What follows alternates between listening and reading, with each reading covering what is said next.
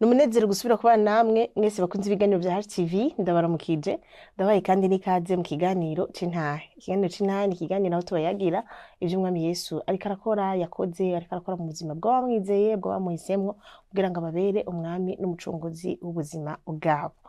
Muri ino misi benshi baraza kudushingira intahe ariko na cane cane turakunda intahe z'agakiza. Turakunda intahe zivuga ivyo Umwami Yesu yakoze mu buzima bw'umuntu, aho yamukuye, aho yamusanze, uno musi uko amerewe, ingene vyagenze. Ivyo nivyo kenshi tuba turiko turavuga muri kino kiganiro cacu. Kandi ni inkuru idasanzwe, ni inkuru idasanzwe y'ubuntu, ni inkuru idasanzwe y'umuntu yagiriwe ubuntu n'umwami aramukiza, aramurokora, uno musi akaba ari uwundi muntu. Aho turababwira umuntu wa kera n'umuntu w'ubu, ni ukuvuga umuntu yahindutse ahinduwe n'ubuntu bw'Imana, Imana yamugiriye. Uwo muntu aba yemeye kwakira Yesu, aba yemeye ko Umwami Yesu aganza ubuzima bwiwe, hama ubuzima bwiwe bugahinduka. Uno musi rero turafise uwundi muntu, kandi uwo muntu nawe yagiriwe ubuntu n'umwami wacu, kandi nawe yarafise ahantu yamukuye, arafite ivyo yamukuyemwo, ivyari bimubabaje, ivyari bimuganje, ivyari bimuhanze, kandi ashatse kuza kubivuga. Kandi nuko agomba avuge Yesu, ntagomba yivuga ubwiwe, ariko agomba avuga ico Yesu yakoze mu buzima bwiwe. Nawe si uwundi ni Renard Bigirimana, kandi turamuha ikaze muri studio za televiziyo ya Heritage. Murakoze cyane, ndabaramukije, amahoro y'Imana abane natwe. Murakoze kwitaba ubutumire bwacu. Murakoze cyane namwe kuduha ikaze kugira ibiganiro. Renard, twashaka dutangure mu kiganiro cacu mutubwire mbega Renard ninde, yakuriye he, yabayeho gute, ubuzima bwiwe bwari bumeze gute? Renard ni umwe mu b'Imana yagiriye neza, Imana ikamwiyereka. Nakuriye mu ntara ya Rumonge, niho navukiye, ariko uyu munsi nkaba ningaha mu gisagara ca Bujumbura. Ego. Eko wakuriye mu Rumonge, wakuze muri famiye gute, wakuze usenga, waruzi ivy'Imana canke? Oya, famiye nakuriyemo bamwe bari bakijijwe abandi bari badakijijwe.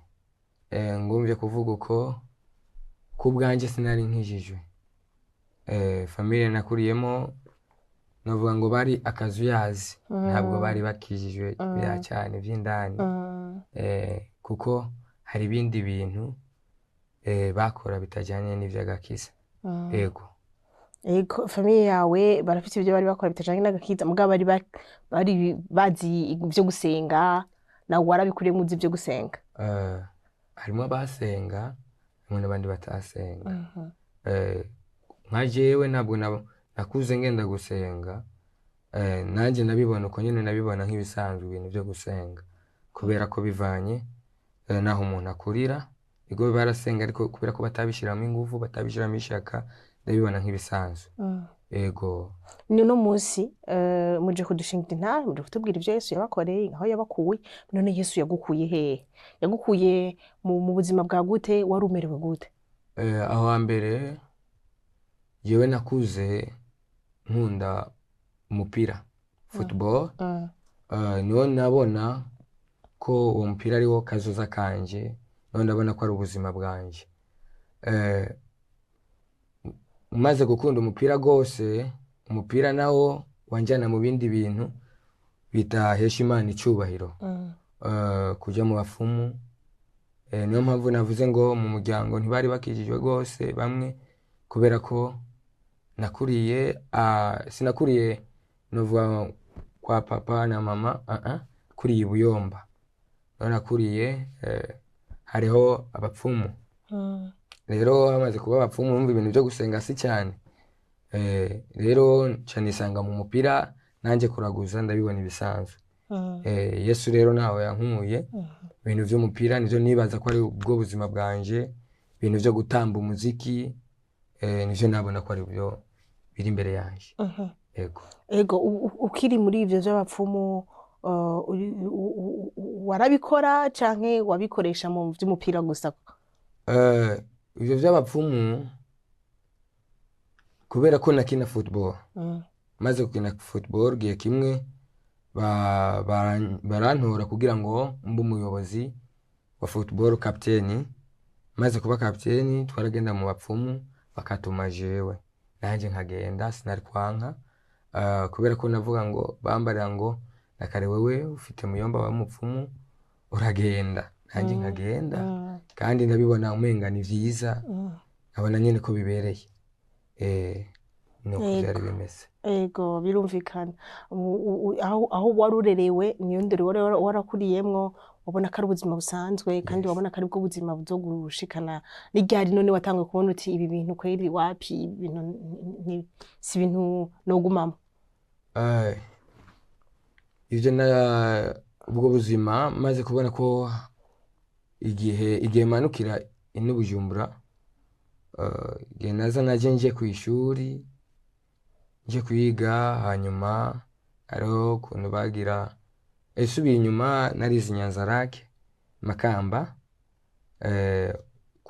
kw'ishuri barasenga bafata umwanya hajya tucinjiye tugasenga, nanjye nca ndavyisangamo mba mubwo buzima nyene bwo gusenga, ariko sinabiha nyene agaciro. Ico naha agaciro nibona ko ndi umukinyi, nkabona ko nzoba umusani w'umuziki.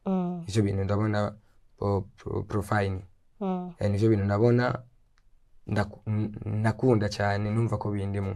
Hanyuma mu ico gihe gitanguye kiza kiragera kw'ishuri basenga, nifatanya n'abandi nkasenga, niho vyagiye biraza buhoro buhoro.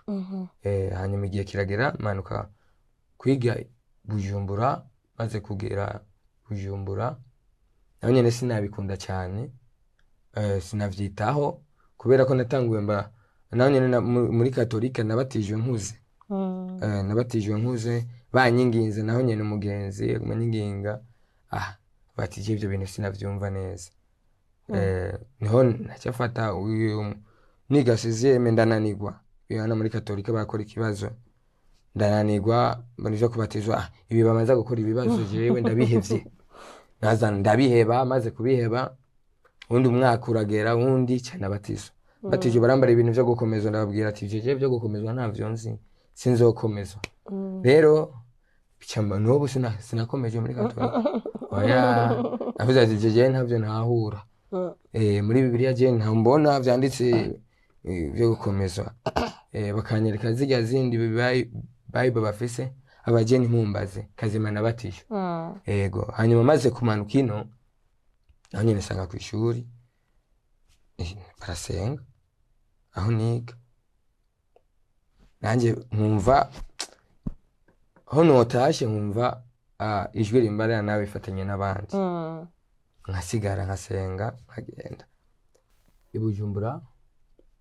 Shikira ndaza kw'ishuri naho nyene sanga barabikunda, barasenga ari umwanya basigara bagasenga, nanjye numva hati nyine kuza ndasigara buke buke, ariko sinari bwakizwe neza, sinari bwabijemo neza ibintu byo gukizwa. Tubandanya dusenga, nanjye ndabikunda nyine buke buke, bampatira abanyeshuri bantumira turaza kuri eglise wacu, avuga canke nkabemera ati nzoza kubera ko ni mu ishuri naguma nigira bimwe by'ubusani nyene. Bakambaza ukora iki, ndi umuririmbyi, ndi umusani, himba ibintu vy'imiziki, je ndi umudaseri. Ahise turatamba yego. Rero igihe kimwe duhejeje ishuri niho nacanja ibintu vyo kwiga vyo mu masaro dobote. Ndavyiga ndabimenya, ariko kugira ngo dukizwe, kugira ngo nkizwe, twumvise ku radio umuvuga butumwa ariko aravuga ubutumwa bwiza, ndamwumviriza. Aho twari dufise umu brother tubana, yaguma dutumirira kugenda gusenga, asanze n'umuziki tuba turavuza yari induru mu nzu, ntitwumvikana kubera ko nyene yakunda ivyo gusenga natwe twikundira umuziki. Akadutumirira kugenda gusenga ati wapi twe ntitugenda gusenga, ati mwe mwafashwe n'idini ry'abakatolika, amubwira ati kazima twese dusenga Imana imwe. Umva ko na mukatolika mwamugase nasenga nkuko bikwiye. Hanyuma rero kiragira amaze kumva ku radio umuntu aravuga ubutumwa bwiza, umukozi w'Imana acavuga ko basenga burakeye. Rero jewe gukizwa kwanje wahereye muri burakeye. numva ijwi aratumira aravuga iminsi basenga cantangura nanje canumva ko uwo munsi wo muri burakeye nogenda ndagenda kuva uwo munsi cantangura ndabikunda ariko nagenda afise tentire mu mutwe nagenda afise tentire mu mutwe kuri eglise nkomeza senga uko nyene nkomeza senga hanyuma ariko twicaye imbere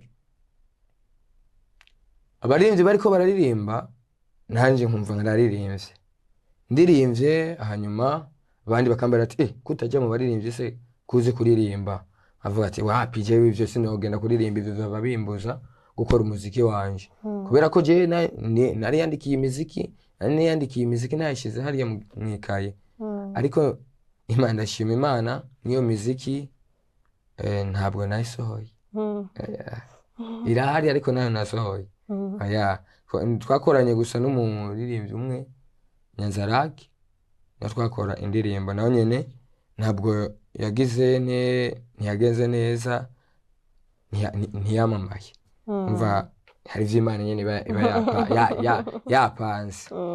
yapanze nyene turubandanya dusenga muri burakeye uko nyene senga mugabo igihe kimwe turagwara tumaze kugwara ndagwara cyane baraduhaye ibintu vy'amashano twongere ndasubira muhira subira mu Rumonge uwo munsi twagiye haje umuhungu nyene wo mu Rumonge afite imodoka nagiye mbere surprise ndasubira mu Rumonge mu Rumonge tugwaye twari kumwe n'umupeti dushitse mu Rumonge twongera dusubiramo bya bintu nyene by'abapfumu none muratarakizwa neza dusubiramo genda kwa Muyomba turamubwira ati rero twe turigwariye kindasago ubundi nazo nyinshi cyane kindasago ibintu vyinshi hanyuma turaza tuje tumaze gushika ino twongeye kugaruka niyo twagenda tugiye gusenga numva umukozi w'Imana arahagurutse araduhanuriye ati nubwo mwigirisha ubusanisani mwebwe ndabona bibiri y'imbere yanyu aravuga ati ibintu vya bindi vy'amasengero baguma bavuga ntituzongera kugaruka gusenga ariko ijwi naryo rikaguma ritugobera kugenda gusenga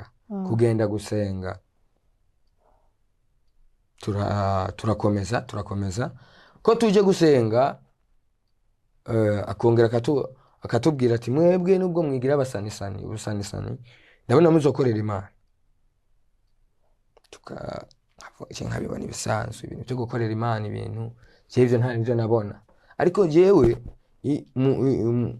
iwanje narumva ko iyo numvise abantu bariko batazira n'ahantu bariko barasenga narumva ko nanje ndosenga ariko kubera ko umuntu abagoswe n'ibintu vy'ibigirwamana vyiki umva ko biragora hari impwe mubirike imubuza gukora ico gikorwa dusenga uko nyene baririmbye bataziye nako twaririmba tuvuye rero iyo mu Rumonge tuje no haciye nk'indwi zingahe twaduciye amarasa indasago wagize nti kugira ngo dukire ko tuhagahengwe tuje niyo twagina dukizwe cyo dufata umwanzuro wo kugenda twagiye kwiga inyigisho z'umubatizo abandi baratanguye hasigaye nk'indwi zingahe babatize cyo tugomba kubatizwa turakira Yesu umwami n'umukiza turamwakira tumaze kumwakira igitangaza cyabaye umwe cyavuga ngo mwe nimwe kwigana n'abariya umwarimu ti rero bari kubera ko bageze kure genzo nitoye kuzobigisha muri babiri urakoze hanyuma twe twize turi babiri inyigisho hageze kubatizwa turagenda turabatizwa rero Imana yankuye kure Imana mvuga ko yankuye mu ari indirimbo nakoze nyene ivuga ngo nari ngoswe n'ibigirwamana Yesu araza anyereka Imana ni kuvuga ko umva mu muryango wa mama ari abapfumu umuryango wa mama ari abapfumu ako mu muryango wa papa nawo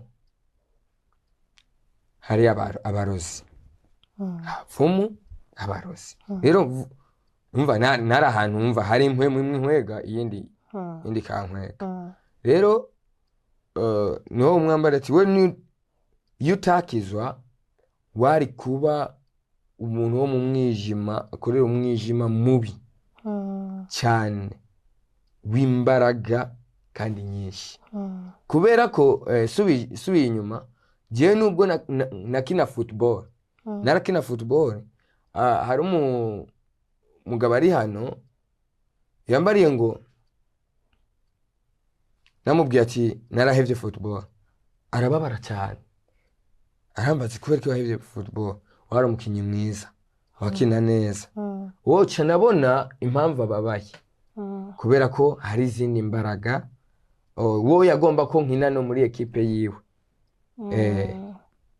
Ariko namenye ko hari izindi mbaraga zari zingose zatuma zinyereka ko ivyo bintu ari vyiza. Hariho ubundi bushobozi bwo mu mwiza bwashaka kukina football, umuntu wo mu mwiza ubandanye. Donc iyo dia de force, hari umuntu yavuze ngo akarero baduhaye ejo ngo ingona bon igiko kiba mu mazi n'ikindi kiba ku rusi, iyo biriko biragwana kimwe cyose gikwegera kimwe iyo kiba.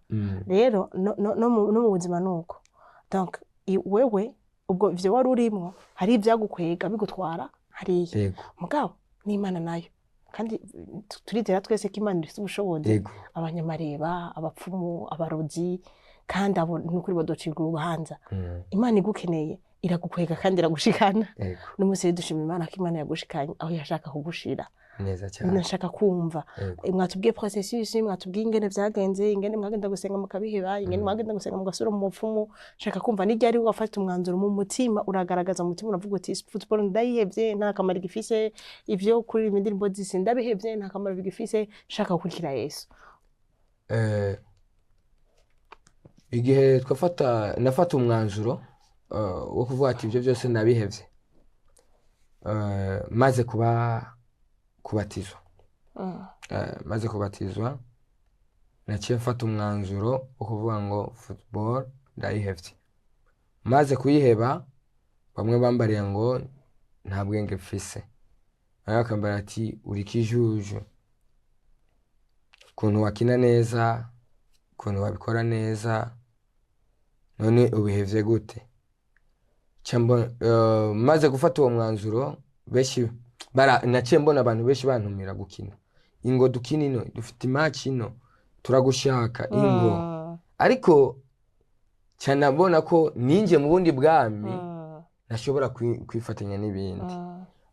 Maze kubiheba rero, maze gufata umwanzuro, cyane mbona ikintu cyatumye mfata umwanzuro wo kutongera gukina umupira, nabona ko umupira nkasubiramo subiye mu bapfumu. Umupira nkasubiramo subiye mu bapfumu. Rero mbona ko mbandanyije nkina nubwo no nakije nogera yaho subirayo. Cyafata umwanzuro ndabiheba. N'ubu bambariye ati ugende gukina ibintu by'amamace, ababwira ati no, oya, ibintu by'amamace no, ariko ugenda gukina kugira ngo ndonke apeti yo kurya, gukora sport. Sport aho ndavye. Muga kumbara ngo ma equipe ngende gukina ibintu by'amamace, ibintu by'amarokare, ivyo sindemera. Kubera kumenya ko muri lokare hari ikindi kintu. Nibutse lokare imwe twagiyemwo, kubera ko jewe nyene barambarira, umupfumu arambarira ati wewe niwe mbona inyenyeri yawe, wewe niwe mbona inyenyeri yawe, ati rero wewe ni uzoyobora abandi. Amaze kumara ni uzoyobora abandi, hagira saa 9 y'ijoro atubarira ngo tugende ku kiyaga. Tugenda ku kiyaga, hanyuma ivyahabereye ni hatari. Turoga amazi akanye, twisiga ibintu yaduhaye, twongera turagaruka. Cyambabaje rero tunabonye ko ari ibintu by'umwijima ari hatari, turatsindwa. Turatsindwa. Rero cyafata umwanzuro, maze kubatizwa ndavuga nti ibintu sinzobisubiramo, kubera ko Yesu yangiriye neza. Kubera ko Yesu yampaye ubundi bwizigirwa, ashira mu bana biwe, ashira mu amagakiza. Rero si ivyo nyene maze kubibona ko mu mwijima umuco menya ko Imana iba yatumenye kera. Subiye inyuma narabajije ubuzima bwanjye ko n'umuntu nkunda kubaza. Abajije umuvyeyi amaze je mbari ukuntu navutse. Arambara ati wowe ukiri muto kiri mu nda honyene ntibashaka ko uvuka. Ntibashaka ko uvuka. Maze kubimenya niho namenye ko icyangwanya rero cyari cyo bagwanya umugambi w'Imana kugira ngo sinze nkorera Imana. Amen. Ariko ubu ndashimira Imana ubu ndi umukozi wayo. Amen. Yego. Uno munsi nibiki mufise byuzuye umutima wanyu muvuga muti Imana yarakoze kubera ko izo mbaraga umva ko zari nyinshi kandi tariko zirabakwega ariko dushima Imana ko zitarushije ubushobozi imbaraga z'Imana. Nibiki mufise mushimira Imana uno munsi? Uyu munsi turashimira Imana, ndashimira Imana kubera ko Imana cyambere yankuye mu bigirwamana. Yankuye mu bigirwamana iranyiyereka ubwayo impagakiza. Cya kabiri ndashimira yangize umukozi wayo. Bimwe nabona ko nzoririmba profile ubu yampaye yangize umuririmbyi wa gospel. Ubu ndaririmba gospel. Ndahimbaza Imana mu buryo bwo kuririmba. Yangize n'umuvuga butumwa. Ndumuvuga butumwa ndayikorera mu ubwo buryo.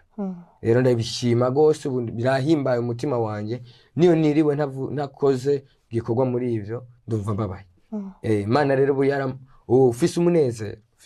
Imana yaguhinduriye ubuzima, yaguhinduriye amateka, yaguhinduriye izina, aho kwitwa umupfumu n'umurozi no musi witwa umwana w'Imana, witwa umukozi wayo, uwigenda uravuga izina ry'Imana. Mvuga izina ry'Imana aho ngeze hose kandi ndabihamya. Ndabihamya ko Imana ari Imana y'ubushobozi, ari Imana y'imbaraga. Kare banyita umusani nk'ishitsi no narinje n'ibintu byo gukina amakomedi. Ndabikina nyene kubera ko bambonamo amatara menshi ndabikina ariko ndabona kumenga ivyo byose nta kamaro bifise. Igikuru nuko nokorera Imana yampamagaye. Igihe kimwe subiye inyuma nyene namaze nyene gukizwa nkora muri Salon de Beauté ni umukozi w'Imana yampanurira arambara ati Imana ntigushaka mwabijya bintu. Ndavuga none ko senga nkaba nkora akazi none Imana bimbuza kubera iki ko atari bibi ariko Imana ikubuza ikintu bivanye n'umugambi gufise. Siniko navuga ababikora ko ari babi ko ari bibi ariko Imana igukura mu kintu bivanye n'umugambi gufitiye. Maze kubiheba ndabihagarika nyene numviye nyene kubera ko naza nafashe decision yo gukurikira Imana. Ndavuga ati je cy'Imana imbujije ndakireka. Muhira barabona ko umenga naturubuye ibintu by'Imana byantwaye ubwenge.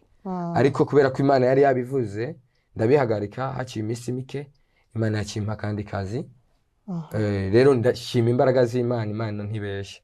Icyo yavuze ko kare yambwira ko nzo umukozi wayo ubu ndi umukozi wayo. Ubu ndi umuririmbyi ndumuvuga butumwa ndanezerewe. Ndanezerwa iyo mvuze ubutumwa, ndanezerwa iyo ndirimbye na cyane cyane rero kubera ko Imana yanabariye muri Burakeye ndayikunda. Ndahitumira n'abandi bazi barakunda Burakeye. Burakeye ni nziza cyane kuzindukira imbere y'Imana. Yego. Amen. Urakoze cyane. Umwami Yesu aguhezagire. Amen. Twizera yuko abazobandanya gukomeza akugirira neza kugira ngo umunsi umwe nawe uzumubone. Amen. Uzumubone imbona nkubone. Yego. Nibyo vyizigiro byose dufise twebwe abakristo kuko inyuma y'uko upfa uwo mwami Yesu apfiriye ibyaha byacu.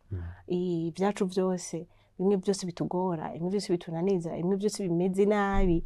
Ivyo vyari biboshuyu bivanye n'umuryango yakuriyemwo ivyamukwega bitushaka kumutwara.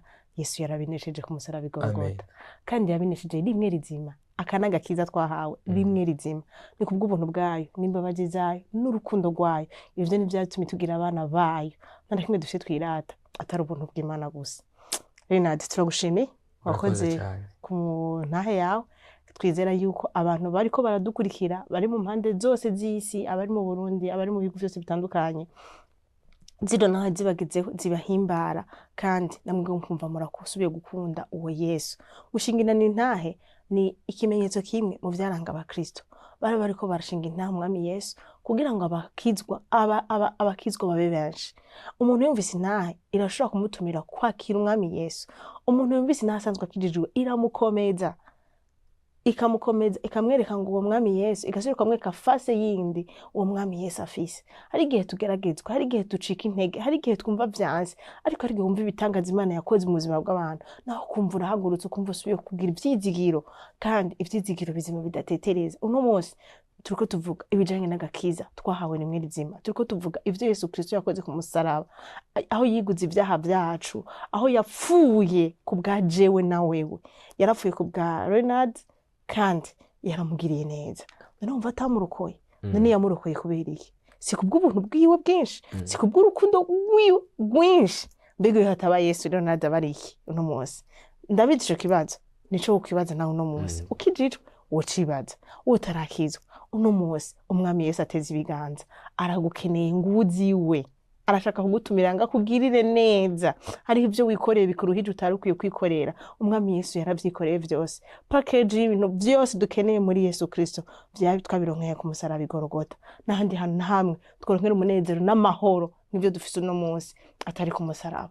Aho niho twirata, aho niho tuvuga uno munsi. Navyo ntitunavyirata, ariko turavuga ngo n'ubuntu bwiwe bwinshi, n'ubuntu bw'Imana bwinshi bwaturokoye, n'ubuntu bwacu bwatugobotoye mu ngoyi, n'ubuntu bw'Imana bwinshi bwadukuye hahandi habi hamwe Renard ahejeje kuvuga, n'ubuntu bw'Imana bwinshi bwagukuye hahandi wari uri. Na wewe aho uri hose ubuntu bw'Imana bwinshi burakurindiriye kugira ngo buhagukure. Uno munsi uvuga izina ry'Imana, urishingira intahe, uvuga ingene Yesu agira neza. Turabashimiye mwese mwakumara kurikirana kino kiganiro, kandi umwami Yesu abahezagire.